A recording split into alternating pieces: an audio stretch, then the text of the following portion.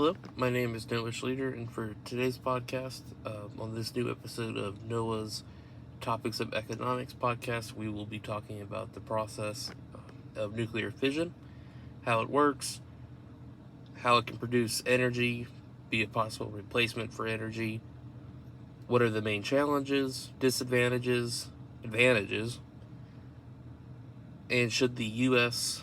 increase or decrease our nuclear power plants and nuclear energy processes. And we will be covering all those topics and most likely more during this podcast. So for part one, with our introduction, the first very big question that is commonly asked is, how does nuclear fission work and what are the advantages of using it? And I guess it's kind of a two-part question. So basically, and as I'll show on the screen in just a moment, nuclear fission works by splitting the nucleus of a large, unstable atom, like uranium, with a neutron, releasing a large amount of energy, which then adds more neutrons and smaller atoms.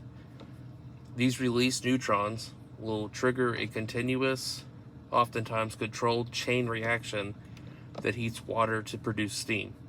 And that's where it will. You could spin it like a turbine to generate electricity.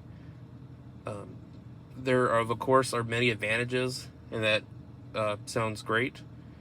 Some advantages of using nuclear fission include producing vast amounts of electricity without greenhouse gas emissions, which is huge for combating what we believe is causing many forms of climate change. It reduces the need for fossil fuels, which would be massive in that department of trying to, combat climate change. Also, fossil fuels, as many know, is a very limited resource. There's still maybe about 1,000 years of them to sustain, but of course, humans and life will probably go way past 1,000 years from here, so we definitely need something that can actually sustain for generations and generations to come.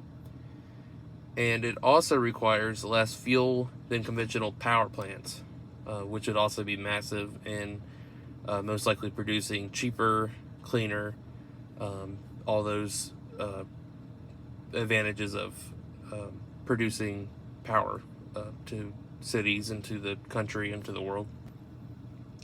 Now, for part two, a big question is, what are the challenges of using nuclear energy, and then also, can they be resolved? So, of course, the grass is not always greener, so you do have to really critically think and look at the full picture and the science and all that good stuff. So, really, the main challenges for nuclear energy are, this is a debatable one, are high cost. So it sounds like from my research that it would actually cost even less than using fossil fuels and gasoline, but there are others that I've seen that argue that it would cost more, at least to build the plants. But big ones that are can be backed up, long construction times. So it can take a very long time to get a nuclear power plant up and running. Public perception and political opposition, those are huge. So lots of politicians, of course, are basically in bed with these gas companies and whatnot, and oil companies.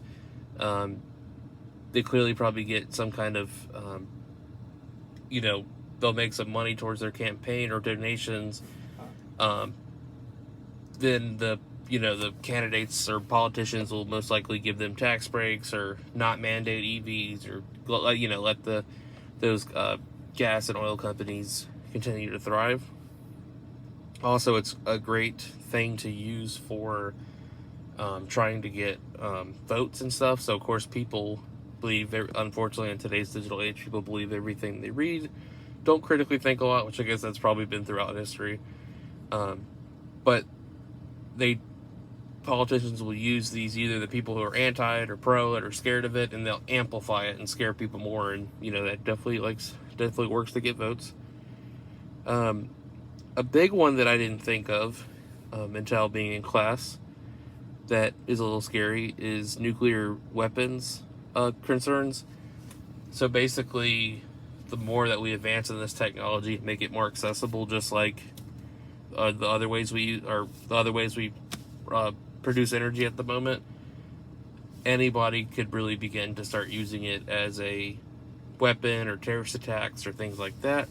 That would not be good. That could be catastrophic, of course. Some people do not think normal, I guess you could say, and definitely want to harm others. So, of course, that goes under safety risks. I do believe there's many ways that these can be resolved. So, these challenges can be addressed through strategies like developing new reactor designs, like SMRs, improving waste storage and disposable technologies. Improving waste storage would be huge because, like some other countries do, you really have to have some kind of place to hold it underground or under a mountain. It would have to be exact. Everything has to go into place. Enhancing regulatory frameworks and international cooperation would be huge. Of course, if we want to push the world in this way, we need to all get along, and we need to make it work together. Implementing robust security measures is huge. Of course, almost like you could say like Area 51, you'd have to keep these nuclear plants and whatnot on this grand scale incredibly secure, almost like if you step any closer, it's not going to end well kind of thing, shutdown. We really need to work on promoting transparent communication. So like I mentioned earlier, with the misinformation and digital age, we really just need politicians and scientists to not use it as any kind of political bias, I believe, and we need to begin to just say the facts and admit the disadvantages and the fears, just not in a propaganda way. And we need to really get people on board by trusting it. And it's kind of hard to get on board with something new because we're all usually scared of something new, like going to a new college. To really get people on board. And we also need to explore financial models to reduce upfront costs, because we definitely, is that going to be paid through taxes? People, when they start moving to technology that uses that, are we going to give incentives? All that good stuff. Last but not least, another big question, part 3: should the U.S. increase, decrease, or maintain its use of nuclear energy? So I personally, not that I'm a scientist or anything like that, but yes, I do believe that we should increase to a certain extent, and I have many reasons to back that opinion. So nuclear power is the largest source, I guess, that we know of clean, carbon-free energy in the U.S., which actually a lot of people probably don't know this, including I don't believe I did either. It generates about 19% of the nation's total electricity. Increasing nuclear capacity is considered essential for meeting decarbonization targets. Of course, that's huge with what they believe is causing temperatures to rise, which causes sea levels to rise, by putting holes in the ozone layer. And then, of course, the solar flares and stuff gets to us a lot worse. Nuclear plants operate at full capacity over 90% of the time. So basically, efficiency, sustainability, all those things would be wonderful. Making them a highly reliable source of baseload power that does not depend on weather conditions. It also lessens dependence on imported fossil fuels. Like I said, with the climate issues, and also just honestly the fact that it's going to run out fossil fuels, that would be a huge advancement to move on to nuclear power. It also, with the rise of electric vehicles, data centers for artificial intelligence and other technologies that are rapidly growing, it seems, it could power those a lot better, and of course emit cleaner energy. And the demand for electricity is actually projected to surge, so it would probably be good to get on board with that. Nuclear power it's also reliable. Can reliably provide the large-scale 24/7 power that those technologies need. And there's actually also many economic benefits and jobs. So the nuclear industry supports hundreds of thousands of jobs with higher than average salaries. Nuclear power plants contribute billions in tax revenue to local economies and can revitalize communities where coal plants are retiring. So in conclusion, nuclear fission basically just, it's a lot more complicated than just saying it, but it works by splitting the nucleus of a large unstable atom, like uranium, with a neutron. We can use that in a way that can, using turbines and moving it to produce electricity. We can use that as a huge energy source that could end up most likely replacing fossil fuels and powering us for generations to come.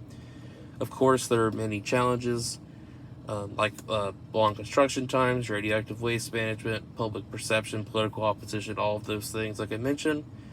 And there's disadvantages. But of course, there are huge advantages.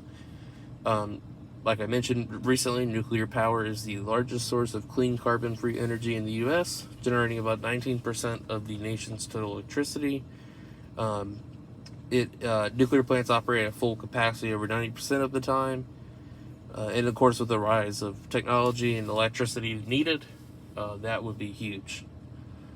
So yes, I do believe that the U.S. should increase our efforts in using nuclear power energy. However, I do think we all need to be educated on the negatives, of course, but also the positives. So thank you for listening, and hope to do another podcast soon.